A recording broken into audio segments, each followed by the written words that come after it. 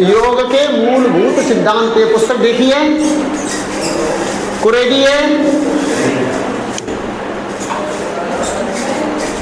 चलिए मैं उसमें ज़्यादा डिटेल नहीं दे पाऊंगा, समय बहुत कम है, पर थोड़ा थोड़ा अपने आप को जानने का प्रयत्न करें। तो शरीर की रचना के बारे में मैंने पहली क्लास और तीसरी क्लास में आपको बताया था। 9 के 9 सिस्टम बताए थे, रिपीट कराए किसी ने? नहीं कराए। देखिए होता क्या है, अब मुझे उसे किस सवाल में कहना चाहिए। कायदे से जब पहले हम सहयोग शिक्षक चलाते थे तो सहयोग शिक्षक का एक सिलेबस तय करते थे और सिलेबस के अनुसार पढ़ाते थे।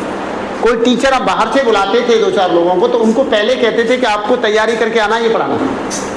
वो कहते हैं ये नहीं मेरा तैयार है, तो तुम बताओ तुम्हारा क्या तैयार हो, ठीक कर देंगे। सिलेबस हमने बना रखे क्या क्या पढ़ाना है ना। अब उसमें क्या है कि अब टीचर रोज आ रहे हैं, हर एक व्यक्ति को प्रांत में पता लग रहा है कि बदरपुर में सहयोग शिक्षक चल रहा है, पर जो जिसके मन में आता है वो अपना कराता है, चला जाता है। सिलेबस पूरा हुआ नहीं हुआ, किताब उठा के देखी नहीं देखी, चल रहा है। खैर धीरे धीरे सब हो जाए, हमारी क्लासों में रहोगे तो कराते हैं। एक सिलेबस कवर करके आपको संस्कृति और शरीर, धर्म को जानना है तो क्या करना पड़ता है? सत्य को जानना पड़ता है। सत्य को खोजना है तो कहाँ जाना पड़ता है? साहित्य में जाना पड़ता है, वेदों में जाना पड़ता है, प्रमाणों में जाना पड़ता है। ठीक है। इसी तरह शरीर को जानना होता है तो एनाटॉमी फिजियोलॉजी को जानना पड़ता है। शरीर को स्वस्थ रखना है तो एनाटॉमी फिजियोलॉजी को जानना पड़ेगा, और मन को स्वस्थ रखना है तो आध्यात्म को समझना पड़ेगा। आध्यात्म ज्ञानम, गीता ने कहा आध्यात्म ज्ञानम नित्य तत्वम तत्व ज्ञानात दर्शनम एतद ज्ञानम प्रोक्तम ज्ञानम यततो अन्यथा। यदि आध्यात्म को जाना है तो तत्व को जानना पड़ेगा, आत्मा को जानना पड़ेगा, आत्मा के सानिध्य में जीना पड़ेगा, आत्म साक्षात्कार करना पड़ेगा। आत्म साक्षात्कार कैसा होता है? बहुत सिंपल उदाहरण से बता देता हूं। एक व्यक्ति से गुरु ने कहा कि कबूतर ले जाओ और इसकी हत्या कर दो, ऐसे स्थान में करो जहां कोई ना देख रहे, जहां कोई ना देखे। कुछ देर में वो शिष्य लौटकर आ गया, वो कहता है गुरुजी ऐसा स्थान नहीं मिला जहां कोई नहीं देख रहा। बोले आप गए नहीं? कह रहे मैं बिल्कुल निर्जन बियाबान वनखंड में गया, वहां 3 लोग उपस्थित थे। कौन? एक तो कबूतर देख रहा था जिसे मारना था, एक मैं देख रहा था, और तीसरा आपने पढ़ाया कि परमात्मा सर्वत्र विद्यमान है, तो वो भी तो देख रहा था। जो ऐसा देखता है वो तत्वदर्शी कहलाता है, वो आत्मा का साक्षात्कार करने वाला व्यक्ति कहलाता है। और ये आत्म साक्षात्कार नहीं हुआ तो समाधि कभी नहीं देगी। आध्यात्म ज्ञानम नित्य तत्वम, आध्यात्म ज्ञान वो है जो आत्मा की नित्यता को समझे और उसके साथ रहे। तत्व ज्ञान है दर्शनम, और तत्व ज्ञान का अर्थ यह है कि वो नित्य प्रति हर क्षण उसका दर्शन करे। एतद ज्ञानम प्रोक्तम ज्ञानम, यही शास्त्र का प्रमाणित ज्ञान है। यह तो अन्यथा बाकी सब बेकार है। भगवत गीता के 13वें अध्याय के 11वां श्लोक है, उसमें भगवान ने ये बिल्कुल स्पष्ट होकर कह दिया। बताओ अब क्या रखा है ना। तो अब हमें योग की ओर प्रविष्ट होना है, तो थोड़ा सा योग में जानना पड़ेगा कि योग की पद्धतियां कितने प्रकार की हैं। यानी हमें समाधि में जाना है तो क्या ये आसन करके जा सकते हैं या और कोई रास्ता है? कोई और भी तो रास्ता हो सकता है। तो कहाँ, ये देखिए आपके प्राइमरी बेसिक है, मैथ में डीप में जाएंगे तो फिर बहुत होता जाएगा। मैं प्राइमरी ही कराऊंगा कि भाई योग की 4 प्रकार की पद्धति है। वो किस किस माध्यम से हम परमात्मा को प्राप्त कर सकते हैं? ज्ञान, कर्म, भक्ति और राज। ज्ञान योग, कर्मयोग, राजयोग और भक्ति योग। तो इनको थोड़ा थोड़ा समझ लेते हैं। जरूरत आपको लगे कि लिखना है तो लिख लेना, नहीं तो कोई नहीं। वैसे तो नरेश जी ने लिख के दिया उसमें ये बहुत सारी चीजें मिल जाएंगी, पर वो कहाँ, उसका क्या संदर्भ है, वो तुम्हें जोड़ना पड़ेगा, तुम्हें करना पड़ेगा। मेरे ख्याल से ये पूरे प्रांत में हो चुका है। जब मैं पढ़ाने जाता था तो जिस दिन जो पढ़ाना है उसको उसके सामने वाले पेज पर लिख लेता था। बहुत सारे लोगों ने लेकर इसकी कॉपी कराई, पर आधे से ज़्यादा 80% के काम नहीं आए। कारण क्या है कि मैंने अब ये गीता का श्लोक लिख लिया, अब गीता के श्लोक को समझाना कैसे, तो इसमें लिखने की ना जगह है ना मैंने मेरे पास टाइम, तो मैंने तो बोल दिया, अब सामने वाले को पल्ले क्या पड़ेगा, है ना। तो योग की पद्धति कितनी हो गई? 4। मोटा मोटी सबसे प्रथम पद्धतियां ज्ञान योग, कर्मयोग, भक्ति योग, राजयोग। यानी ज्ञान योग के माध्यम से भी परमात्मा की प्राप्ति होगी, भक्ति योग के माध्यम से भी होगी, राजयोग के माध्यम से भी होगी, और कर्म योग के माध्यम से। तो इन्हें थोड़ा थोड़ा समझने की जरूरत है या नहीं, बताओ? जरूरत है। अब आते हैं ज्ञान योग। सबसे पहले कौन सा? ज्ञान। इसको गीता में और दर्शनों में इसका नाम है सांख्य। सांख्य और ज्ञान एक दूसरे के पर्यायवाची। ज्ञान, कर्म और भक्ति, इसके साथ में वो जोड़ दो, योग, ज्ञान योग, कर्म योग और भक्ति योग और राजयोग। ठीक है। अब इनको अलग अलग समझना है कि ज्ञान योग क्या है, कर्मयोग क्या है, भक्ति योग क्या है, राजयोग क्या है, इनकी साधना कैसे करें। तो सबसे पहले हम चलते हैं ज्ञान। ज्ञान की प्राप्ति का स्रोत क्या है, ज्ञान को प्राप्त किया जाए, ज्ञान को उदय किया जाए, ज्ञान को समझा जाए, तो उसमें क्या क्या करना पड़ेगा। वैसे तो महर्षि कपिल ने एक सांख्य दर्शन, पूरा दर्शन लिखा, जिसका एक प्रमुख सूत्र है, न वित्तेन तर्पणीयो मनुष्य। मनुष्य कभी धन से तृप्त नहीं हो सकता। कैसे तृप्त होगा? तृप्ति यानी मोक्ष। तो वो क्या है? ज्ञानान मुक्ति। मुक्ति किससे मिलेगी? ज्ञान से। ठीक है, बात समझ आ गई। अब ज्ञान का स्रोत क्या है? विवेक, वैराग्य, सत्संग और मुमुक्षुत्व। विवेक, वैराग्य, सत्संग और मुमुक्षुत्व, ये 4 चीजें हमारे भीतर हैं तो ज्ञान प्राप्त होगा। विवेक, विवेक का मतलब है तर्क करना। ऐसा कैसे हो जाएगा? ऐसा क्यों नहीं हो सकता? अपने मन में तर्क करते रहना, और अपने मन में तर्क यदि सिद्ध ना हो तो अपने गुरु से, जानकारों से पूछना। क्यों कल्पना? अपने गुरुजनों के सामने वो प्रश्न रखना विनम्रतापूर्वक। ऐसा कैसे हो गया, ऐसा कैसे हो सकता है, प्रश्न उठते हैं ना मन में, आपकी क्लास में भी उठते होंगे। ऐसे प्रश्नों को नोट कर लो, और जिस दिन प्रश्नोत्तर का चैप्टर हो और प्रश्न जब उठे तभी नोट कर लो, क्योंकि तुमने पूछने का इंतजार किया तो प्रश्न इंतजार नहीं करेगा, वो निकल जाएगा आपके मन से। समय तो बहुत निकल गया। आज मेरा मन था कि आपको विस्तार से पढ़ाऊं, पर समय मिल नहीं पाता। तो विवेक संक्षिप्त में लेकर चलूंगा, समय नहीं है। तो विवेक समझ में आया। वैराग्य, वैराग्य का मतलब इस ज्ञान के द्वारा, विवेक के द्वारा संसार की चीजों को छोड़ना।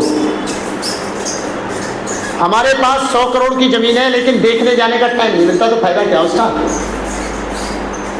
जो संपत्ति हमारे बच्चों की पढ़ाई में काम नहीं आई, युवावस्था में रहने के लिए नहीं आई, तो हमने बनाई क्यों? हमारा उद्देश्य था बच्चों की शिक्षा करना, लेकिन प्रॉपर्टी की रक्षा करते रहे, पढ़ाई नहीं करवा पाए, है ना।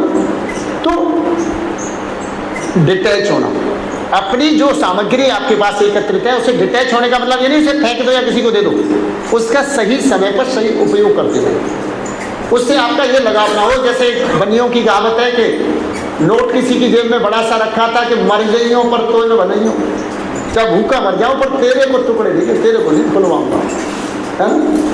पुरानी कहावत है, आज की नहीं है। लल्ली हंस रही है बनियों का नाम ले, किसी और की कहूँगा तो नाराज हो जाएंगे, अपनी कहना ठीक है ना। तो वैराग्य मतलब संसार में डिटैच होकर जीना। फिर आता है सत्संग। इन विवेक और वैराग्य की प्राप्ति के लिए सत्संग करना होता है, सत्पुरुषों के साथ रहना। सत्संग से हमें 6 चीजें प्राप्त होती हैं, जिनका नाम है सत संपत्ति।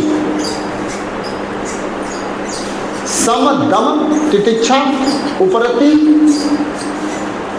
और समाधान। सम, दम, तितिक्षा, उपरति और समाधान, ये 6 संपत्तियां प्राप्त होती हैं किससे? सत्संग से। सम, अपने इंद्रियों का दमन करना। सम, समानता में जीना, जियो और जीने दो के भाव में जीना, दूसरों का आदर करना, शम दम इंद्रियों को नियंत्रित रखना, तितिक्षा मोक्ष पाने की तीव्र इच्छा, उपरति संसार के पदार्थों में अधिक प्रीति न होना, उपरति सम दम तितिक्षा उपरति श्रद्धा, और ये सब कैसे प्राप्त होता है? श्रद्धा से, और समाधान, फिर एक क्लियरिटी आ, समाधान मतलब क्लियरिटी, ये किससे आएगा? सत्संग। अब इसके बाद बात है मुमुक्षुत्व, मोक्ष पाने की तीव्र इच्छा, इसका भी वही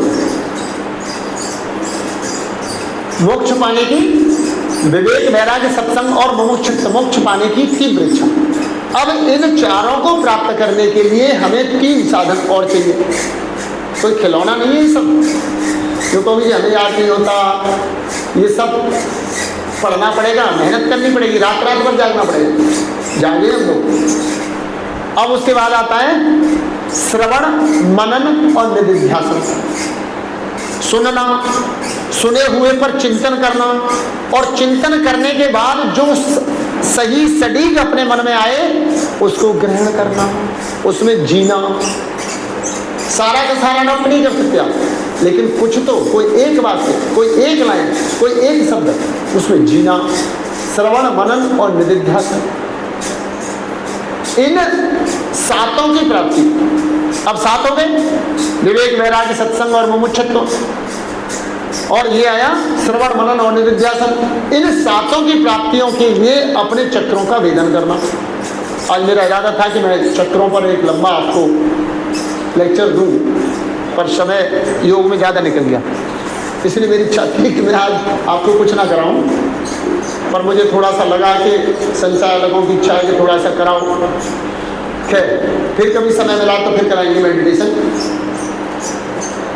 तो उसके बाद इसके लिए चक्रों का वेदन, चक्र संग्रह में विश्व संहारण, हमारे 7 चक्र, 8 चक्र, अष्ट चक्रा नवद्वारा देवानाम पूर्व अयोध्या, 8 चक्रों 9 द्वारों वाली देव देवालय। आज तो संडे है, थोड़ा 10-20 मिनट आगे भी ले सकते हैं ना, कोई दिक्कत नहीं दे, कोई दिक्कत नहीं। श्रवण मनन और निधिध्यासन, उसके बाद आया 8 चक्र, 8 चक्र 9 द्वारों वाली देह देवालय। तो 9 द्वार सबको पता है, देह में कितने द्वार है? 9। और बीमार करने वाला द्वार कौन सा है? जिस द्वार से बीमारी प्रवेश करती है वो कौन सा है?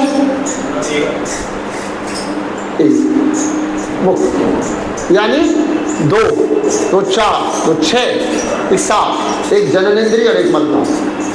ये 9 द्वारों वाली देह देवालय से क्या कहते हैं? 9 द्वार। कोई 10वां द्वार भी सुना है क्या? ये ब्रह्मरंध्र सहस्रार्जुन में 10वां द्वार है। ये किसी किसी का महान योगी है ना। भ्रकुटी महल चढ़ देख प्यारे, मैं मेडिटेशन के समय कई बार एक वंदना कराता हूँ। भ्रकुटी महल चढ़ देख प्यारे, जागे ज्योति भारा हो, सोहम सोहम जपते जपते पहुँचो 10वें द्वारा हो।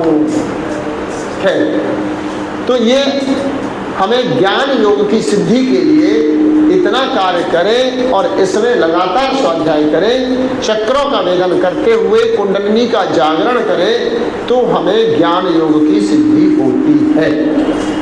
ठीक है, इससे सिंपल और सरल छोटा हो नहीं सकता। मतलब बहुत बड़ा चैप्टर है, पढ़ाने में वर्षों लगने वाला चैप्टर है। क्या अब इसके बाद आता है भक्ति योग। भक्ति तो सबसे पहला चैप्टर है भक्ति। भक्ति के प्रकार कितने हैं? 2, एक परा, एक अपरा। परा अपरा, हम ज्यादातर जितने लोग भक्ति कर रहे हैं वो सब अपरा में जी रहे हैं। परा, परा का व्यक्ति कुछ करता दिखाई नहीं देता, वो तो अपनी प्रभु की मस्ती में लीन हो जाता है, मस्त हो जाता है, उसे कहते हैं परा। वो तो जैसे कहते हैं ना, इसे समझाने का कहने कोई फायदा नहीं, वो तो अपनी धुन में बस भगवान के प्रति जो अटैच हो गया, जो साक्षात्कार करके उसके अंग संग जीता है, वो परा होता है। इसे प्रेमा भक्ति भी कह सकते हैं। परा के बिल्कुल करीबी है प्रेमा। परा से पहले कौन सी है? प्रेमा भक्ति, उसे प्रेम हो गया। जैसे मीरा, जोधा का प्रारंभिक भी ऐसा ही है। अनेक ऐसे उदाहरण रहे हैं, सूरदास, अपने तुलसीदास, रसखान, ये प्रेमा भक्ति है। और प्रेमा भक्ति जाकर लीन हो जाती है परा। ठीक है। अब इसके बाद आती है अपरा। अपरा भक्ति को वेदीय भक्ति या गौड़ीय भक्ति के नाम से भी जाना जाता है। वेदीय या गौड़ीय। अपरा भक्ति में भक्ति के प्रकार, भक्ति कितनी तरह से की जाती है? 9। भक्ति के प्रकार कितने? 9। और भक्त के प्रकार कितने? 4। 10वें अध्याय का शायद 27वां या 7वां है, उसमें भगवान कृष्ण ने कहा है, चतुर्विधा भजन्ते माम जना अर्जुना आर्तो अर्थात जिज्ञासु ज्ञानी भर्तर्षभ। हे भर्तवंशी अर्जुन, 4 प्रकार के लोग मेरा ध्यान करते हैं। आर्त मतलब दुखी, अर्थात ही कुछ मांगने वाला, जिज्ञासु जानने की इच्छा रखने वाला, और 5 चौथा है जो जान गया है, ज्ञानी, जिसे पराभक्ति कहते हैं। यानी ये भक्ति जाके फिर किस में लीन हो गई? वही परा में चली गई, अपरा से परा। अब इसमें ये तो भक्त के प्रकार हो गए। अब भक्ति के प्रकार कितने, कितनी प्रकार से भक्ति की जाती है? भागवत महापुराण में महर्षि व्यास ने एक सूत्र लिखा, 7वें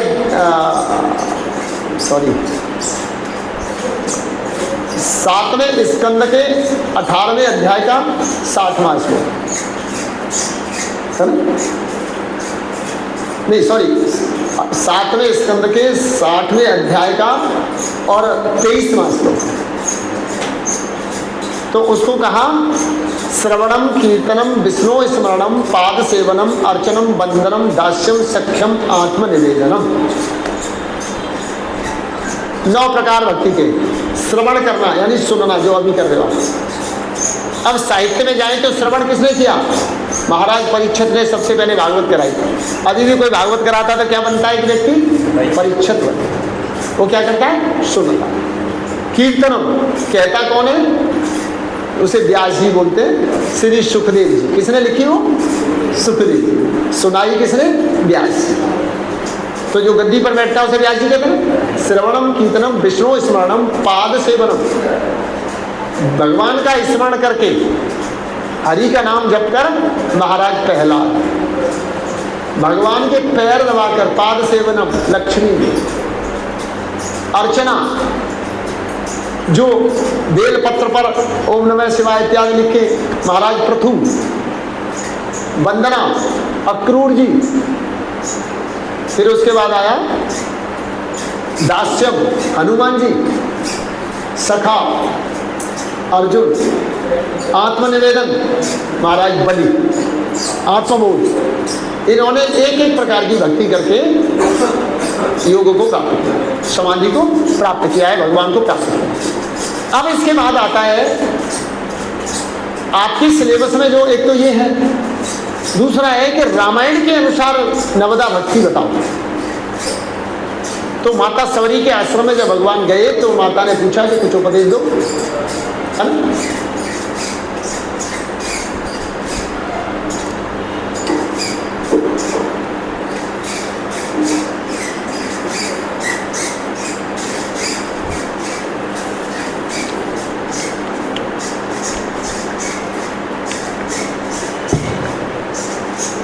तो वहां उन्होंने उनको उपदेश देते हुए कहा है कि प्रथम भगति संतन कर संगा, दूसरी रतिमम कथा प्रसंगा, गुरुपद पंकज सेवा, तीसरी भगति अमान, चौथी भगति मम गुणगन करे कपट तजगान। मंत्र जाप मन धृण विश्वासा, मंत्र जाप मम धृण विश्वासा, पंचम भगति सु वेद प्रकाशा, छठ धमशील विरति सब कर्मा, निरत निरंतन सज्जन धर्म, सप्तम सममो मई जग देखा, मोते अधिक संत कर लेखा, नवम सरल सब सन छल हीना, ही विश्वास हरस नहीं दीना, नवमेव एकौ जिनके होई नार पुरुष सचराचर कोई, अतिशय प्रिय सुनिबामिन मोरे सकल प्रकार भगत दृढ़ तोरे, मुनि वृंद दुर्लभ गति जोई, सो को आज सुलभ भई सोई।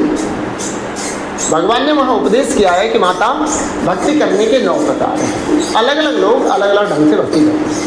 पहली भक्ति है सत्पुरुषों के साथ अपने आप भक्ति होगी।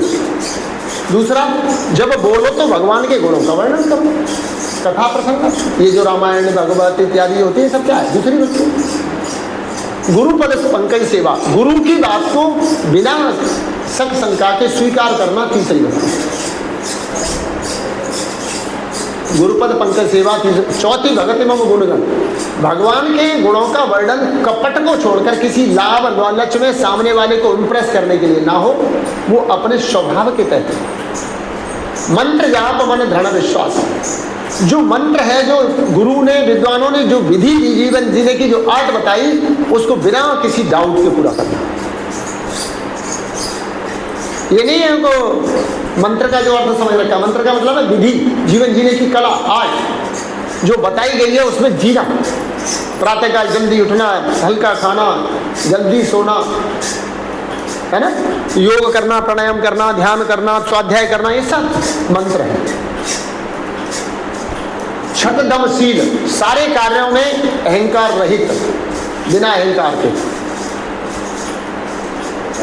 विरति सम कर्मा सप्तम सम मोहमय जगदे, सारे संसार में ईश्वर का वास है, प्रत्येक जीव के भीतर ईश्वर है। तो कड़ुआ किसी से क्या बोलना। वृक्ष की डाली तोड़ने से पहले भी हमारी संस्कृति में तो माताएं तुलसी के पत्र तोड़ती थी तो उससे पूछती थी, क्या बोलती थी?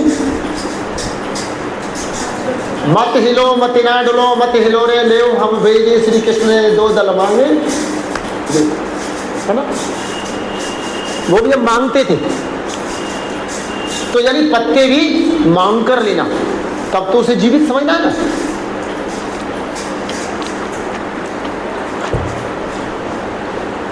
अब इसके बाद आता है अष्टम यथा लाभ तामे संतुष्ट। आप जो कार्य कर रहे हो और आपका जो धन उपार्जन हो रहा है, जैसे जीवन चल रहा है, उसमें संतुष्ट रहे। नवम सरल सब सब छले जीवन, नौमा अपना जीवन बिल्कुल सरल हो, कोरे कागज की तरह हो। कोई भी बच्चा, बेटी पिता से या बेटा पिता से पूछ ले, पिताजी आपकी युवावस्था कैसी रही, आप निसंकोच बिना कपट के बिना झूठ बोले बता सकते। इतनी पारदर्शिता हो, बेटी कहाँ थी, किसके साथ थी, तो वो पारदर्शिता के साथ बता सके। ये नौवीं भक्ति है ना। उसमें आजकल तो मोबाइल में भी पासवर्ड लगवा है। बहुत सारे लोगों का पत्नी का फोन आए तो पति नहीं उठा सकता, पति का फोन आए तो पत्नी नहीं उठा सकती, बच्चे नहीं उठा सकते। क्यों भैया? बच्चों का फोन पापा ने उठा लिया, मेरा फोन क्यों उठा लिया? नौवीं भक्ति, आपका जीवन एक कोरा कागज हो जिसे कोई भी किसी के सामने रखा, खुली किताब। नवम सरल सबसन छले हीना ही विश्वास, हरस नहीं दीना, न ज्यादा प्रसन्न होना, ज्यादा दुखी होना, मस्त। इसको कहते हैं नौवीं प्रकार की भक्ति। समय कितना हुआ है सर? अच्छा अभी तो है, अभी तो है, मैं इसे गलत समझ रहा था। अभी तो 7:30 खत्म करना है ना, अभी कोई बहुत टाइम है। तो ये हुआ आपका नौवीं प्रकार की भक्ति। कुछ समझ में आ रहा है? बोर हो रही है बताओ। देखो चेंज करना हो तो टॉपिक चेंज कर दो। तो ये आपका हो गया भक्ति के 9 प्रकार। और इन 9 प्रकार की भक्ति करके हमें करना क्या है? हम तो भक्त हैं साहब, भक्ति करते हैं, काहे के लिए करते हैं? ये नवम सरल सबसन छलहीना, ये विश्वास हर्ष नहीं दीना, ये नहीं हो रहा है तो आप भक्ति नहीं कर रहे, आडंबर कर रहे हो, झूठ बोल रहे हो, अपने आप को धोखा दे रहे हो, समाज को बेवकूफ बना रहे हो। ठीक है। तीसरा है, अब चौथा आता है राजयोग। राजयोग हमारा जो योग दर्शन है वो किसकी पुस्तक है? राजयोग। राज बिना हट योग, हट योगो बिना राजम। हटयोग के बिना राजयोग सिद्ध नहीं होता, राजयोग के बिना हटयोग सिद्ध नहीं होता। हटयोग आपको पढ़ा दिया क्या? योग दर्शन के सूत्र कहाँ चल रहे हैं? योग दर्शन के सूत्र कहाँ चल रहे हैं बताओ जरा मुझे। हटयोग के बिना राजयोग सिद्ध नहीं होता। अब कहा कि राजयोग की कितनी पद्धतियां हैं? राजयोग की कितनी पद्धतियां हैं? 4। समाधि योग, अष्टांग योग, क्रिया योग, प्रतिप्रसव और कैवल्य। प्रतिप्रसव या कैवल्य, संक्षिप्त रूप में आप ये सब पढ़ चुके हो। जहां आसन और प्राणायाम ना हो, सिर्फ शब्दों के माध्यम से आपको समझा कर योगी बनाया जाए तो उसे हम क्या कहते हैं? राजयोग। गीता क्या है? राजयोग की पुस्तक। गीता आपने पढ़ी है ना? उसके अध्याय के अंत में लिखा होता ना, पहला अध्याय कौन सा है? अर्जुन का विषाद योग, दूसरा सांख्य योग, तीसरा कर्म योग, चौथा ज्ञान और कर्म का संगम, पांचवा ज्ञान कर्म संन्यास योग,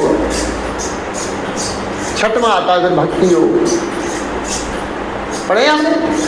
गीता तो पढ़ी होगी, पर गीता के बाद में अध्याय समाप्त होने के बाद नीचे क्या लिखा? कौन पढ़े? क्या जरूरत उस समय लिखा होता है ना? तो ये क्या है? संन्यास। तो ये योग की विद्या है। तो जिनमें आसन और प्राणायाम न हो, आपको स्वभाव से योगी बना दिया जाए, उसे राजयोग। लेकिन राजयोग की साधना के लिए हठयोग आवश्यक है, क्योंकि ये दोनों, हठ बिना राजयोग, राजयोगम बिना हठ। हठयोग बहुत जरूरी है। अब हठयोग होता क्या है? हकार कीर्त सूरस्य, देखो मित्र, हकार कीर्त सूरस्य ठकार चंद्र उच्यते सूर्या चंद्रमसौ योगात हठ योगो निगध्यते। हकार यानी ये सूर्य नाड़ी, पिंगला नाड़ी, गर्म नाड़ी, इसको क्या कहते हैं? जमुना, इड़ा, गंगा ठंडी, बुद्धि को तीव्र, इड़ा भागीरथी गंगा पिंगला यमुना नदी, इड़ा पिंगल वयोर मध्य बाल रंडा सरस्वती। इड़ा और पिंगला के बीच में कौन है? गंगा और यमुना के बीच में कौन है? सरस्वती। तो गंगा और यमुना के बीच में कौन सी है? बालरंडा सरस्वती, सुषमिना। ठीक है? तो ये, इससे ये हुआ हठयोग। हठयोग की 10 पुस्तकें बहुत मोटी मोटी आप लोगों को पहला परिचय है, इतना ही होता है ना? अब इसमें आता है अष्टांग योग। आज कौन सा सूत्र है? 12 माह। 12 माह। हाँ 12 माह नहीं, सूत्र रोज के रोज करा रहे, कल तो नहीं कराए थे। तो फिर कहाँ तक हो गए वो बताओ? सूत्र संख्या कहाँ तक हो चुकी है योग दर्शन की? 36। साधना पाद के 36 है। साधना पाद के 36। साधना पाद के 36। आज के 12वें दिन साधना पाद का 36वां हो। साधना पाद का 36वां। मेरे ख्याल से साधना पाद का 29वें से अष्टांग योग शुरू हो जाता है। अष्टांग योग कराया नहीं कराया? अब ये भी नहीं पता, बताओ।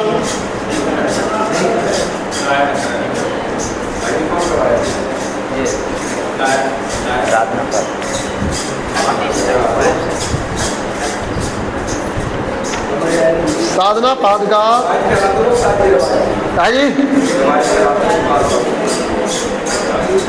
12वां दिन।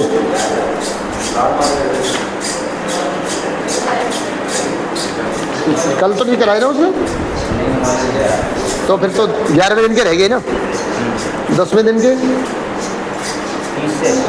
परिणाम ताप संस्कार दुख गुण वृत्ति विरोधाक्ष दुखमेव सर्व विवेकिना, ये हुआ है क्या? हाँ ये सूत्र कराया था क्या? परिणाम ताप संस्कार दुख गुण वृत्ति विरोधाक्ष दुखमेव सर्व विवेकिना, कराया क्या? चलो आज आपको ज्यादा डीप में नहीं ले जाते, यही करा देते। कल कुलदीप ने नहीं कराई ना, परसों? ये नहीं करा रहे, दर्शन नहीं करा रहे, कोई नहीं करा रहे। तो कहाँ तक हो चुका है? मैं यही तो पूछ रहा हूँ। जहाँ तक हो चुका है उससे आगे का मैं करा दूँ। हाँ जी,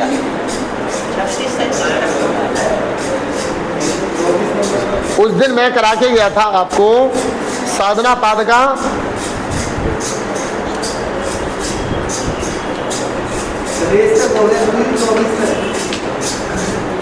साधना पाद का 24वां सूत्र तो आपके कोर्स में ही नहीं है।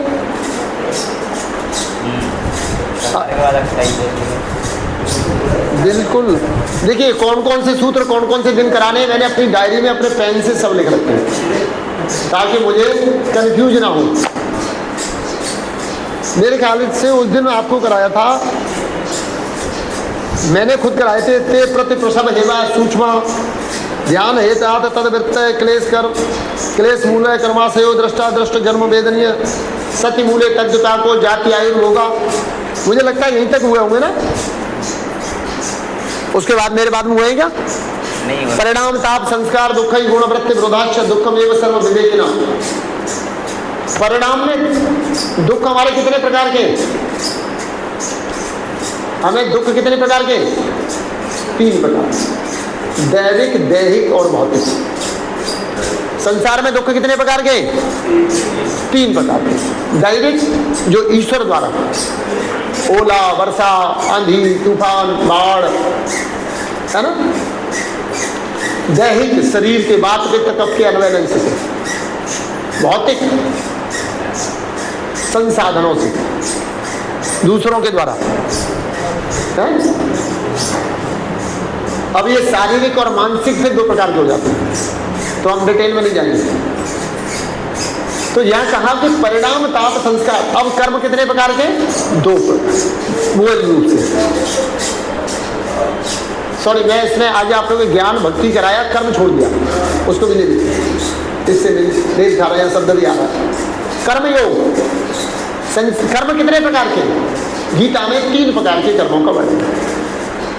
गीता में कर्मयोग की शिक्षा देते हुए कितने प्रकार के कर्म बताए? 3 प्रकार।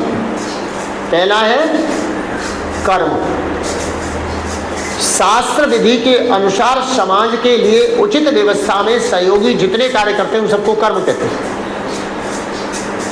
समाज व्यवस्था में विघ्न डालकर दूसरों को कष्ट देने वाले जितने कर्म हैं वो विकर्म कहते हैं, जिन्हें पाप कर्म, कर्म पुण्य कर्म। ठीक है ना बच्चे? इनकी डिटेल में जाएंगे तो अलग हो जाएगा। किसी कामना लेके कोई काम किया तो वो काम में कर्म हो गया, है ना। तो अलग अलग प्रकार अलग हो जाते हैं। तीसरा और है गीता में भगवान कृष्ण ने जो सबसे बड़ा बताया, उसे बताया अकर्म। अकर्म क्या है? कि जिस कर्म का कोई फल नहीं होता, शून्य में चला जाता, किसी अकाउंट में नहीं जाना, इधर ना उधर। वो कौन से? निष्काम कर्म। निष्काम कर्मयोग कर्मण्यवाधिकार से माँ फलेषु कदाचन माँ कर्म फल हेतु भूमा के संगो अस्त्व। कर्म करो क्योंकि कर्म करने के लिए बाध्य हो, लेकिन फल परमात्मा की व्यवस्था में है। फल परमात्मा की व्यवस्था में है, उसके लिए आप परतंत्र हो तो स्वीकार करो। समझ में आ रहा है क्या? अब अपने योग दर्शन में कितने कर्म हैं? योग दर्शन में 4 प्रकार के कर्म। योग दर्शन में 4 प्रकार के कर्म बताए। कर्म कृष्णा शुक्ला योगिनस त्रिविधम तगे। 3 प्रकार के।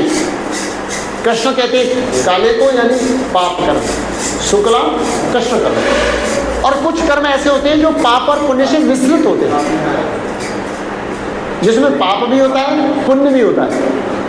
ऐसा कौन सा कर्म है, कोई बता सकता है क्या?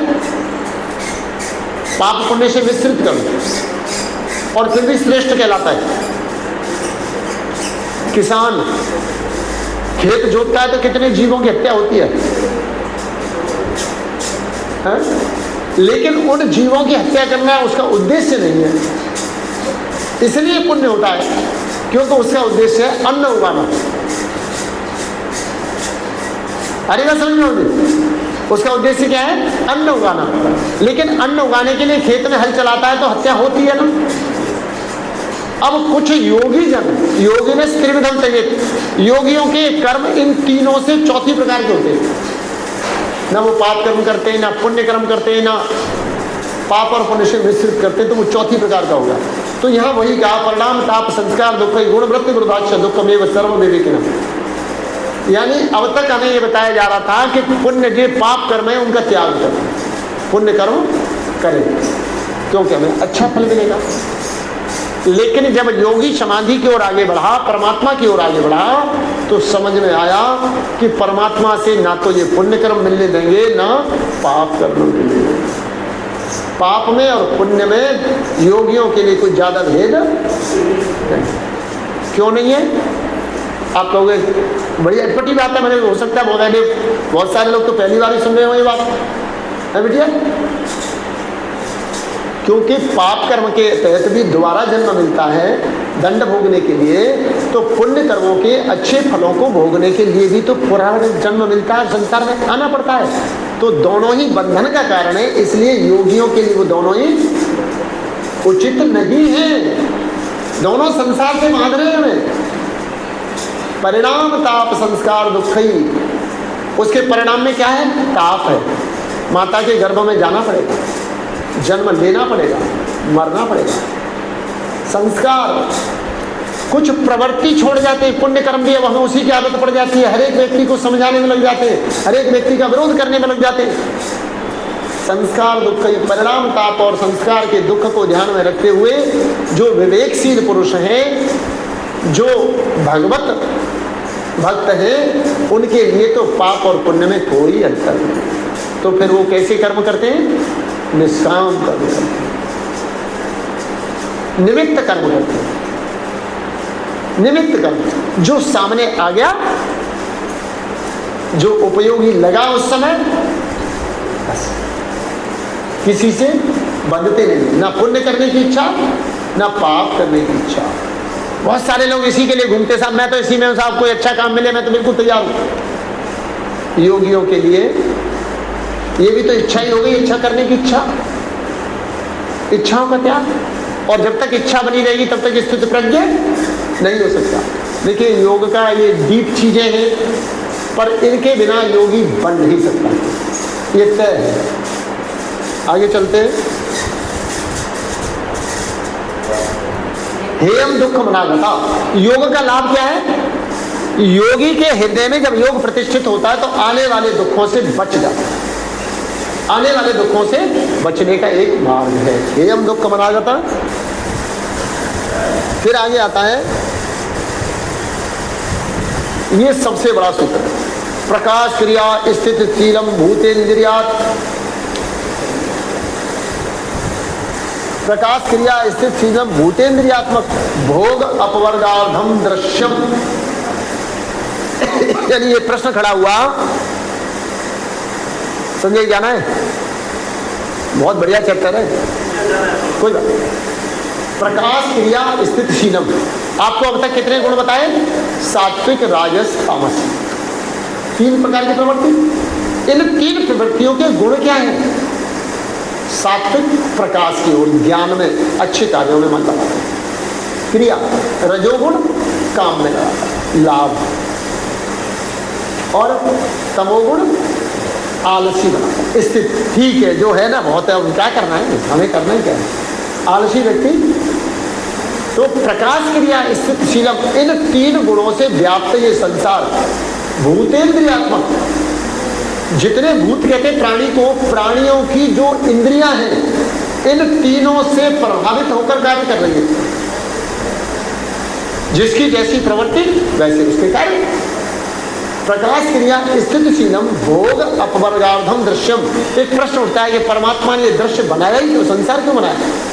बनाने की जरूरत क्या थी? कि जैसे आपके क्लास में 10 मान लो आप 25 लोग हैं, हम एग्जाम लेते क्यों नहीं? देखते हैं किसने पढ़ा, किसने नहीं पढ़ा, किसने कितना पढ़ा, किसको और पढ़ने की जरूरत है, उनका वर्गीकरण करते हैं। अच्छा करता है उसको थैंक यू बोलते हैं, हम प्रसन्न होते हैं, थोड़ा खराब करता है उसको डांटते हैं, क्रोध करते हैं। इसी तरह परमात्मा ने भी इन जीवों को पैदा करके उस खेल में बिठा दिया, देखते हैं कौन फेल कौन पास। प्रकाश क्रिया स्थित शीलम भोग अपवर्गार्धम दृश्यम। अब एक तरफ भोग दे दिए और एक तरफ अपवर्ग दे दिए, अब देखा कौन किधर जाता है। पवर्ग को कौन जानता है? पवर्ग क्या है? आजकल की पढ़ाई का हिस्सा नहीं रहे, पहले ये पढ़ाए जाते थे। क ख ग घ ङ, ये क्या है? कवर्ग। ट ट ड ढ ण, तवर्ग। तो पवर्ग क्या हो गया? प फ ब भ म। ठीक है, 5 अक्षर होता है, तो ये वर्ग होता है। अब यहाँ आया अपवर्ग। अपवर्ग कैसे हो जाएगा कि किसी भी शब्द के आगे अ लगा दो तो क्या हो जाता है? नहीं। नहीं का काम करता है। तो प से क्या है?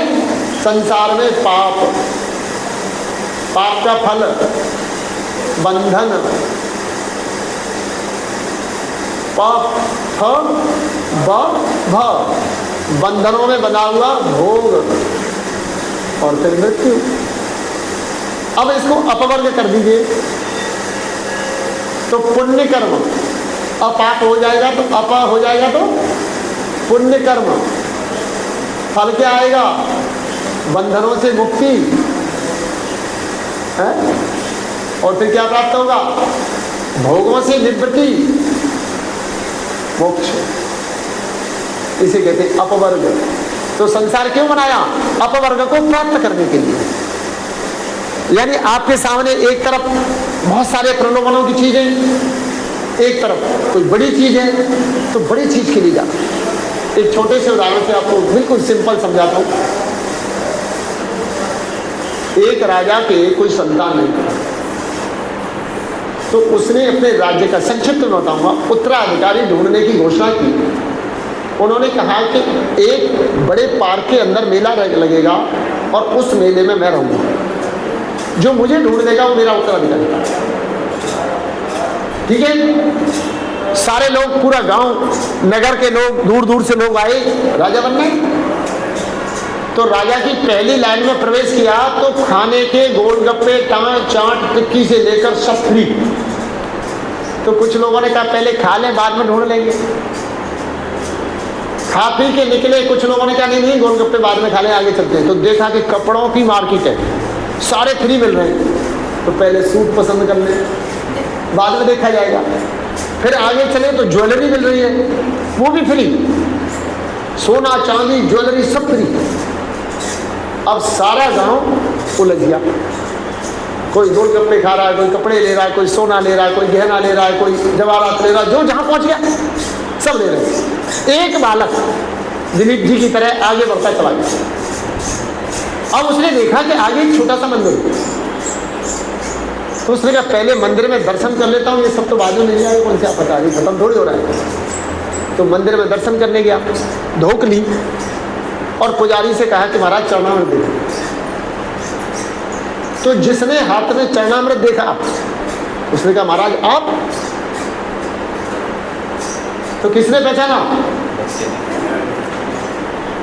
उसने क्यों पहचाना? कि उसके पास किसी भी प्रलोभन का, किसी भी भोग का कोई असर नहीं हुआ। राजा ने कहा बस ये पक्का सन्यासी है, इसी को राज्य देना उचित। हम सबकी स्थिति संसार में यही है कि एक तरफ परमात्मा है और एक तरफ प्रलोभन है। तुलसी या संसार में आड़े भयो द्वि काम, सांचे से तो जग नहीं झूठे मिले न राम। बात ठीक है ना बेटा? अब आया समझ में? भोग और अपवर्ग भी समझ में आया होगा अब। और जो पुण्य और अपुण्य दोनों ही त्याज्य है, वो क्यों है? इसलिए कि जो संसार के प्रलोभनों से बचकर चलता है उसे परमात्मा प्राप्त होता है, और जो संसार के प्रलोभन में उलझ जाता है तो संसार का वही पदार्थ उसे प्राप्त होता है जिसके लिए वो लालायित। ठीक है ना समझी? विषय गुण है, बहुत लंबे समझ में आने, लेकिन विषय है तो कहना और बताना मेरा काम है। क्योंकि जब तक हम प्रारंभ नहीं करेंगे, उस नदी में उतरेंगे नहीं, तब तक जल के महत्व का पता क्या लगेगा। तो इस नदी में उतरना है।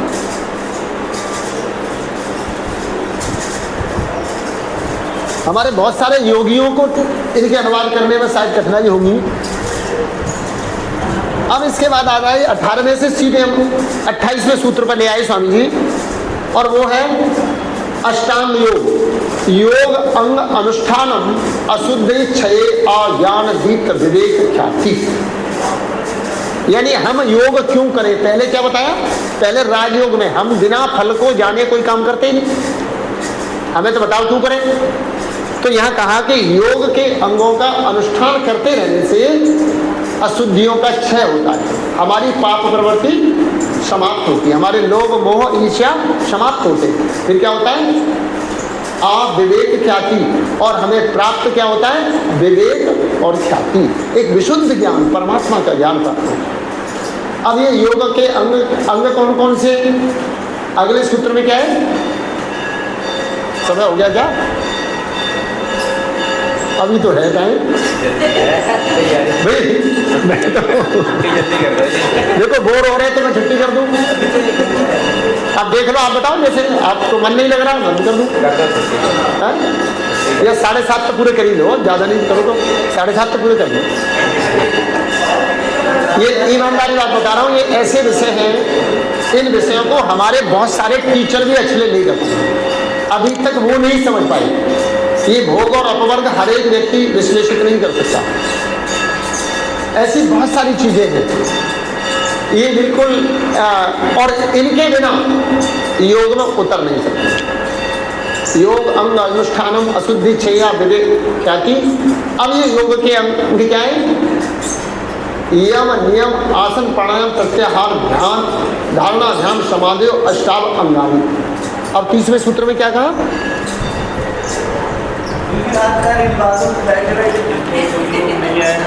29वें श्लोक में कहा, सूत्र में कहा, ये श्लोक नहीं है। अच्छा चलो यही आपको एक बात बता दूं, श्लोक और सूत्र में क्या अंतर है? श्लोक और सूत्र, श्लोक में किसी भी बात को विस्तार के साथ कहा जाता है, सूत्र में किसी बहुत बड़ी बात को छोटे से निकाला जाता है। सूत्र का अर्थ होता है किसी बहुत बड़ी बात को एक सूत्र में, एक लाइन में कहना सूत्र होता है। श्लोक में पूरी बात कही जाती है, कोई विधि होती है। मंत्र में विधि होती है, दर्शनों में सूत्र, गीता में भागवत में श्लोक, वेदों में मंत्र, सब अलग अलग है। श्लोक और मंत्र में अंतर क्या है? श्लोक की श्रृंखला होती है, आपने 5, 6, 7 लगातार नहीं पढ़े तो समझ में नहीं आएगी। लेकिन मंत्र, प्रत्येक मंत्र अपनी पूर्णता लिए होता है। एक मंत्र आपने सीख लिया, जान लिया, पकड़ लिया तो जीवन धन्य। कोई मंत्र किसी के ऊपर निर्भर नहीं है, श्लोक निर्भर है।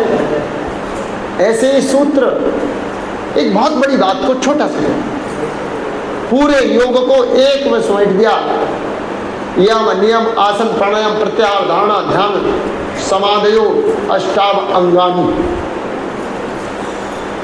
ये 8 अंग है योग के। अष्टांग योग में क्या क्या पढ़ना है? 8। अहिंसा, अब इसमें पहला कौन सा है? अहिंसा। पहला है यम। पहला कौन सा है? यम। अब यम क्या है? हमें संसार में क्या चाहिए? मान और सम्मान, प्यार। यदि हम समाज से मान सम्मान और प्यार चाहते हैं तो हमें 5 नियमों का पालन करना चाहिए। समाज में यदि सम्मानित विशिष्ट व्यक्ति बनना है तो 5 नियमों का पालन। वो 5 क्या है? यम। यम कौन से? अहिंसा सत्य अस्ते ब्रह्मचर्य अपरिग्रह इति यम। समाज में उसी को सम्मान मिलता है जो 5 नियमों का पालन करे। कौन सा? अहिंसा सत्य से ब्रह्मचर्य परिग्रह के यम। अब ये क्या है? अहिंसा। अहिंसा क्या है? योग दर्शन के अनुसार कहूंगा तो अहिंसा प्रतिष्ठायाम वैर त्याग। जब किसी के प्रति किसी भी प्रकार का कोई द्वेष ना रहे तब अहिंसा। मन में गड़बड़ चल रही है, मेरे पास क्यों बैठ जाता है, ये मुझे अच्छा नहीं लगता, ये सहेली मेरी ठीक नहीं है, ये मेरे रिश्तेदार हैं लेकिन चिपकी रहती है, ये हिंसा है। सब माता पिता के स्वप्नों को साकार न करे संतान, वो अहिंसा है। हिंसा है वो।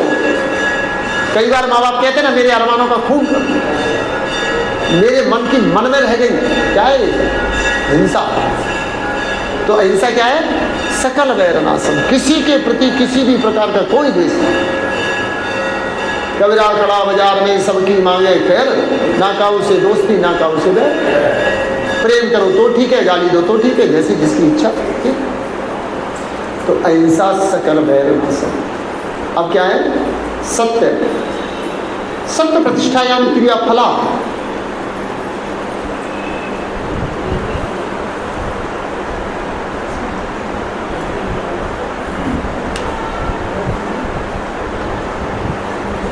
अब इसको थोड़ा सा इन्होंने अलग ढंग से लिया है। पहले यम बता दिए, अहिंसा सत्य अस्ते ब्रह्मचर्य अपरिग्रह। फिर इन्होंने अगले सूत्र में लिया जातीय देश काल समय आवंचना सार्वभौम महाव्रता। अब इसमें इन्होंने कहा कि कोई सी भी जाति का व्यक्ति, किसी भी धर्म का व्यक्ति, किसी भी देश का व्यक्ति यदि समाज में प्रतिष्ठित होकर जीना चाहता तो ये पांचों का पालन करना ही पड़ेगा और कोई रास्ता ही नहीं। और आप विचार करके देखिए कैसा हो, अहिंसक हो, दूसरों से प्रेम करने वाला। प्रेम करने वाले को प्रेम मिलेगा या नहीं मिलेगा? सत्य, सत्य क्या है? हम लोग कहते हैं जो देखा और सुना उसको ऐसे ही कह देना, उसे सत्य कहते हैं। भगवान कृष्ण ने उसे सत्य नहीं माना। भीष्म ने जो किया वो यही किया, कर्ण ने जो किया वो यही किया। ये दोनों सच्चे लोग थे। महाभारत के पात्रों को पढ़ो। लेकिन कृष्ण का सत्य क्या है? यदा यदा धर्मस्य ग्लानिर्भवति भारते अभ्युत्थानम् अधर्मस्य तदात्मानं सजाम्यहम् परित्राणाय साधूनां विनाशाय च दुष्कृताम्। ये है कृष्ण का सत्य। दुष्टों को दंड देना और सत्पुरुषों को संभल देना, भरोसा देना, उत्थान करना, ये सत्य है। अर्थात सत्य की परिभाषा हुई मेरे जो मुझे स्वीकार है, मैं भगवान कृष्ण से पूर्ण तरह सहमत हूँ। बहुजन सुखाय बहुजन हिताय, जो कार्य अनेक लोगों को लाभकारी हो वो सत्य है, और जो अपने लिए लाभकारी हो वो असत्य है। इतना डिटेल में हम लोग किससे बता रहे हैं? इतना डिटेल में किसलिए बताते हैं? इतना डिटेल में इसलिए बता रहे हैं कि आपको पानी, गंगा का जल कैसा होता है, जब तक इसके बारे में आपको पता ही नहीं तो कभी गंगा का जल आप छूने की कोशिश और जाने की कोशिश नहीं करेंगे। जब गंगा जल के गुणों का वर्णन आपके सामने होगा, आपको पता होगा। ये सारे के सारे ऐसे नहीं है जो 2 साल 10 साल में मरने वाले हो। ये बेटियां बैठी हैं, इनमें से यदि एक को भी मैं योगी बना पाया तो मैं अपने गुरु के ऋण को चुका दूंगा। मेरी इच्छा नहीं है सारे के सारे योगी बन जाए, लेकिन मेरी इच्छा है कि इनमें से कोई ना कोई तो कुलदीपक ऐसा होगा जो इस योग की पताका को लेकर आगे चलेगा और योग का प्रचार करेगा। मेरा साथ पुरुषार्थ उसके लिए। आई समझ में बात?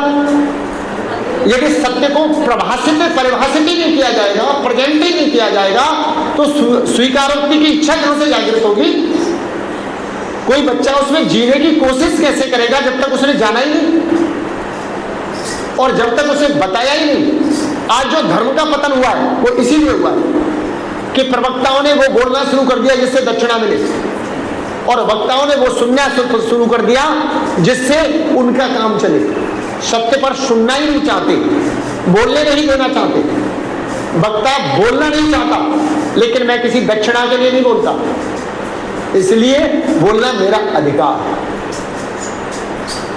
और उसके लिए आप लोगों को बीच बीच में पूछते रहना कि आपको अच्छा लग रहा है, नहीं लग रहा है, आपके इंटरेस्ट को जानना मेरी आवश्यकता है।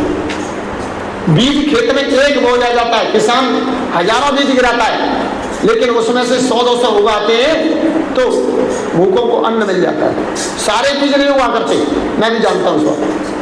मैंने खेती भी की है, बचपन में ही सही पर की है। किसान खेत में जितना अन्न डालता है सारे उग जाए तो मिट्टी इतनी जगह ना बचे, एक की जड़ में एक निकल आए, पर उसमें से थोड़े से उग जाते हैं, थोड़े से निराई में कट जाते हैं, थोड़े से पानी से गल जाते हैं, लेकिन जो बच जाते हैं वही पृथ्वी को महका देते हैं, है ना, जीवन को धन्य कर देते हैं। मैं भी वही कार्य करता हूँ। मेरी बातें थोड़ी हो सकता है कई बार कड़वी लगती हो, क्योंकि मैं किसी को प्रसन्न करने के लिए नहीं बोलता। सही बात है। मैं अपनी क्लासों में भी बोलता हूँ, मैं किसी को प्रसन्न करने के लिए बोलता, और किसी की प्रसन्नता और अप्रसन्नता से मुझे कोई लाभ और हानि भी नहीं है, क्योंकि मुझे अपना कर्म करना है। ये जो मैं पढ़ रहा हूँ या बोल रहा हूँ, आप ये मान लीजिए मैं अपने लिए कर रहा हूँ, मेरा रिवीजन हो रहा है। एक चीज आता है, हाँ, कि अपना भला करने से सत्य नहीं है, दूसरों का भला करने सकते हैं, लेकिन अपना भला करना सत्य नहीं है। जी देखिए, ऐसा आप एक ले लीजिए, बिल्कुल एक छोटा सा उदाहरण है। माता पिता के 5 बच्चे होते हैं, लेकिन उनमें से जो बेटा अपनी पत्नी और अपने बच्चों का ज्यादा ख्याल रखता है, माता पिता उसे न्यारा कर देते हैं, बेटा तू अलग हो जा, अपना कर, हम खुश हैं। लेकिन जो बच्चा पूरे परिवार का ध्यान रखता है, माता पिता उसका सबसे ज्यादा ध्यान रखता है। माता पिता का प्रिय, परिवार का प्रिय वही होता है, बहनों का लाडला भाई वही होता है जो उनके घर आता जाता समय पर बुलाता है। भाई सब होता है। सिंपल उदाहरण, घर का नौकर यदि खांसी आने पर गर्म पानी दे दे, आवाज लगाने पर पहुंच जाए, तो हम उसे तिजोरी की चाबी दे देते हैं। लेकिन बेटा अपने बारे में चिंतन करने लगे तो नौकर से कहते हैं कि इस पर नजर रखना, तिजोरी में से कुछ ले ना जाए। मुझे लगता है इतना पर्याप्त है। देखिए, यदि मैं कुछ बोल रहा हूं तो उसे प्रमाणित करने की भी तैयारी तो मुझे रखनी पड़ेगी ना। मैं तो कॉन्फ्रेंसों में बोलने वाला व्यक्ति हूँ। मैं यूनिवर्सिटियों में जब बोलता हूँ तो वहां तो ऐसे क्रॉस क्वेश्चन बहुत सारे आते हैं, उनके लिए हमें तैयार रहना ही होगा। इसी के लिए तो मैं रातों रात स्टडी करनी होती है। किसके लिए पढ़ाई करनी? इसी के लिए तो करनी है। बिल्कुल प्रश्न करना चाहिए। जिज्ञासा के बिना ज्ञानवर्धन होगा ही नहीं, सत्य की प्राप्ति नहीं होगी। अगला सूत्र है जातीय देश काल समय आवंचना, यानी कोई भी व्यक्ति, कोई भी जाति इससे बाहर नहीं है, ये सबके ऊपर सार्वभौमिक रूप से लागू है। ठीक है। अब इसके बाद आता है शौच, संतोष, तप, स्वाध्याय, ईश्वर प्रणिधानानि नियमम। अब हमें अपने आप को विशिष्ट बनाकर रखना है अपने, यानी ये तो हुआ समाज के लिए नियम। हमें अपने आप के साथ कैसा व्यवहार करना चाहिए जिससे हम प्रसन्न रह सकें, उसके लिए आता है नियम। तो वो क्या है? शौच, संतोष, तप, स्वाध्याय, ईश्वर प्रणिधानानि। शौच ये अंतिम सूत्र है, इसके बाद समापन करते हैं। शौच मतलब शरीर की शुद्धि, संतोष सेटिस्फैक्शन, यथा लाभता में संतोषा सपने नहीं देखे परमेश्वर। तप स्वाध्याय, स्वयं का अध्ययन। स्वाध्याय दो प्रकार का, सतशास्त्र, सतशास्त्र, ओम इत्यादि पवित्र नाम जप स्वाध्याय, जो सांख्य दर्शन ने परिभाषा दी, महर्षि व्यास ने भी योग दर्शन का भाष्य करते हुए कहा, वो है कि सदसाधनों का अध्ययन करके ओम को जानना, जिससे मन को शांति मिले, उसे स्वाध्याय है। स्वाध्याय, शौच, संतोष, तप। तप क्या है? तप की योग दर्शन में दो परिभाषाओं पर विशेष जोर दिया गया। द्वंद्व सेनम तप। द्वंद्व क्या होते हैं? द्वंद्व जानते हैं? क्रिया योग कराया होगा तब बताया होगा ना आपको। तप, द्वंद्व, द्वंद्व होते हैं सत्य और असत्य। आप इसमें झूल रहे हैं कि सत्य में जीऊंगा, असत्य में जीऊंगा। मान सम्मान, मान मिलेगा तो बहुत बढ़िया, और अपमान मिला तो मान नहीं जाऊंगा, मां थोड़ा सा। श्रोता बहुत अच्छे मिल गए तो बड़ा आनंद आया, श्रोता खराब मिल गया, यार बेकार, टाइम खराब हो गया। इन द्वंद्वों से जो परे है वो तपस्वी। आगे बात समझ में? जो द्वंद्वों में फंसा हुआ है वो तपस्वी और योगी नहीं हो सकता। जो द्वंद्वों से परे है, द्वंद्व क्या है? मान अपमान, सत्य असत्य, भूख प्यास, सर्दी गर्मी, झूठ सच, है ना? इन सारी चीजों से ऊपर जो उठ जाए, इनकी जो परवाह नहीं करता, द्वंद्व सहनम तपः, इनको सहन करना आ जाता। द्वंद्व सहनम तपः। योग दर्शन में इसकी एक परिभाषा और आई है, दुख सुख निग्रह इति तपः। वो भी यही है वैसे तो, दुख सुख निग्रह इति तपः। दुख और सुख को अनदेखा करते हुए अपने जीवन को सहज भाव से जीना तप। तप, स्वाध्याय, ईश्वर प्रणिधानानि। और जो हो रहा है सब ईश्वर की इच्छा से हो रहा है, ईश्वर में अर्पण करके जीना और उसमें आनंद लेना, अपनी मस्ती में रहना, पराभक्ति, उसे कहते हैं ईश्वर प्रणिधान। आज आपको एक और बहुत पते की बात है, कई बार हमारे नहीं करवा पाते, अगली बार यदि क्लास में मौका मिला तो आपको एक आधा घंटे का मेडिटेशन कराएंगे, और मेडिटेशन में आपको चक्रास कराएंगे। चक्र क्या है और कोष क्या है, वो कैसे कहाँ इम्प्लीमेंट होते हैं, उनके क्या बीज मंत्र हैं, क्या स्थान है, उनको कैसे फलित करते हैं, उनमें कैसे ध्यान किया जाए, कुंडलिनी का जागरण क्या होता है, इन सब पर एक मेडिटेशन कराएं। आज आपको जो सामान्य चीज़ है, क्योंकि पेपर मुझे बनाना है, तो जो चीज़ आपको पढ़ाई नहीं गई तो वो पेपर कैसे बना दिया जाएगा। पेपर तो चिंता नहीं करेंगे, पेपर बहुत ही आप लोगों के स्टैंडर्ड को ध्यान में रखकर बनाया जाएगा। बिल्कुल बिल्कुल स्पष्ट बात है, डरने की जरूरत नहीं है। पर मुझे पेपर बनाना है तो कम से कम पेपर करते समय कोई ये ना कहे कि मुझे हमें ये पढ़ाया नहीं गया। ये भी जिम्मेवारी है। ऐसा कुछ पेपर में ना लिख जाए जो मुझे नहीं पता, मैंने नहीं पढ़ाया या यहाँ पढ़ा तो देखा नहीं, इसलिए मैं बीच बीच में भी आता हूँ क्या पढ़ाया।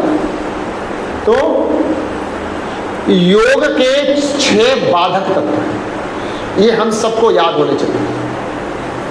6 चीजों से योग नष्ट होता है। अत्याहार प्रयासस्य प्रजल्पो नियमाग्रह, अभी बता देता हूँ, जल संग्रह लोलभय सतदिन योग विनश्यति। इन 6 चीजों से योग नष्ट होता है, यानी अधिक भोजन, अत्याहार का मतलब अधिक भोजन, अधिक भाषण, सामर्थ्य अधिक परिश्रम और नियमाग्रह, नियमों की कठोरता। जीवन में नियम अवश्य हो पर कठोरता न हो। इसके यदि इतिहास में उदाहरण देखना चाहे तो देख सकते हैं। भगवान कृष्ण और पितामह भीष्म और कर्ण ये नियमांग्रह थे। इन्होंने प्रतिज्ञा ले ली, चाहे किसी के कपड़े उतरो या कोई मरो, हमें कोई मतलब नहीं, हमने तो ले ली। पर कृष्ण ने कहा कि मैं युद्ध में शस्त्र नहीं उठाऊंगा। भीष्म ने परेशान करा तो रथ का पहिया उठा लिया। तो तुझे बताऊं क्या है ना, शाम को क्षमा मांगने के महाराज पितामह मैंने आप पे हथियार उठाया, बड़ी गलती हो गई, क्षमा कर दो। कह रहे कृष्ण देखो आज मैंने हथियार उठवा दिया आप पे, आपकी प्रतिज्ञा टूट गई। बोला आपकी तो पूरी होगी। हाँ। कृष्ण ने एक शब्द बोला, भीष्म पिता का हृदय परिवर्तित हो गया। उन्होंने कहा भीष्म एक बात बताओ पितामह, यदि मैं तुम्हें मारना चाहता तो इतना भारी रथ का पहिया उठाने की जरूरत थी क्या? जिसकी उंगली पर सुदर्शन चक्र रहता हो, जिसका बार कभी खाली न जाता हो, जिसकी आंख लाने से वो चलता हो, उसे रथ का पहिया उठाने की जरूरत है?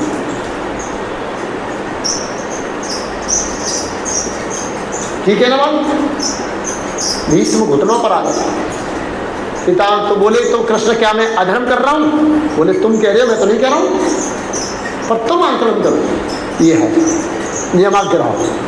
उन्होंने प्रतिज्ञा ले ली, तोड़ूंगा नहीं किसी हालत में। कृष्ण ने कहा मैंने प्रतिज्ञा ली है सत्कर्म करने की, लेकिन दुष्ट यदि दुष्टता करेगा तो उसकी भाषा में जवाब दूंगा, उसको उसी की भाषा में समझाऊंगा, लेकिन उसी के लिए उतनी देर के लिए नियम तोड़ूंगा, है ना। तो ये हुआ नियमाग्रह। नियमों की कठोरता ना हो, आपके किसी नियम के कारण से व्यवस्था में विघ्न ना आ जाए, किसी और का जीवन संकट में ना आ जाए, आपका जीवन संकट में ना आ जाए। उस समय पर यदि आपको नियम तोड़ना पड़ता है, जैसे मान लीजिए किसी का व्रत है, अब उसको मूर्छा आ गई, निर्जला व्रत है, तो पानी पिलाओगे, क्या करोगे? व्रत पूरा कराओगे? उसको पानी पिलाएंगे, पहले छींटे देंगे, पानी पिलाएंगे। तो नियमाग्रह से योगी को बचना चाहिए। और फिर है जनसंग, कुसंग से बचना चाहिए, सुसंग में जीना चाहिए। और लोभ, ये 6 चीजें योग को नष्ट करती हैं और 6 चीजें योग को सिद्ध करती हैं। उनके नाम लिख लो: उत्साह, साहस, धैर्य, तत्व ज्ञान, निर्णय लेने की क्षमता और सुसंग। सत्वीर योग प्रसिद्धति। इन 6 चीजों के पालन से अब आपसे प्रश्न में ये तो पूछा ही जा सकता है कि योग के बाधक तत्व कितने? 6। और साधक तत्व कितने? 6। हाँ सो जी शांति पाठ कर रहे हैं, ठीक है। साधक तत्व कितने? 6। पेपर में कम से कम इतना तो पूछने का अधिकार बनता है। भाई पहले तो हम बड़ा डिटेल पूछा करते थे, पहले तो बहुत कठिन पेपर हुआ करते थे, जब कल्पना ने किया था याद होगा ललिता जी, तब हम पूछा करते थे 4 चीजें लिख देते, बताओ इनमें साधक तत्व कौन सा, बताओ इनमें बाधक तत्व कौन सा, है ना, ये सब याद करने होते थे, बहुत पढ़ाई कराया करते थे। पर आजकल जैसे चल रहा है हम भी उसी तरह चल रहे हैं। तो इस तरह से हमें योग में प्रवृत्त होना, योग को जानना। यदि योग को नहीं जाना तो फिर वही रह जाएगा, बार मथन तेन होत घृत रिक्ता ते बरु तेल बिन हरि भगत ने भवत यह सिद्धांत तेल। बालू में से तेल नहीं निकलेगा, पानी में से घी नहीं निकलेगा, उसके लिए तो दही लाना पड़ेगा। मक्खन निकालना है तो दही को भिगोना पड़ेगा, मेहनत करनी पड़ेगी, जब मथोगे तो निकलेगा, नहीं मथोगे तो ऐसे ही खा लो अपना, क्या दिक्कत है, खाइए। तो ये आपके साधक तत्व, बाधक तत्व और आपके योग की विद्याएँ, योग कितने प्रकार का है, भक्ति के प्रकार, आज बहुत सारी चीज़ें आपके सामने रखी हैं। ये आपको नरेश जी ने लिख के सब दे रखी है, अब ढूंढोगे तो आपको मिल जाएंगे, है ना। उनको किस तरह से पढ़ना है नरेश जी ने लिख के दे रखी, इनको पढ़ो। वैसे ये भी आपके साथ अन्याय कर रखा है, इस तरह देनी नहीं चाहिए, क्योंकि जिस चीज़ को हम अपने हाथ से लिखते हैं वो हमें जल्दी याद होती है, ढूंढने पर मिल जाती है कहाँ रखी है, लेकिन दूसरे के द्वारा लिखी हुई हम ढूंढते ही रह जाते हैं। कोई नकल में किताब उठा के ले जाए तो वो नकल नहीं कर सकता पेपर में, नकल वही करता है जो अपने पर को पेज बना के ले जाता है ना।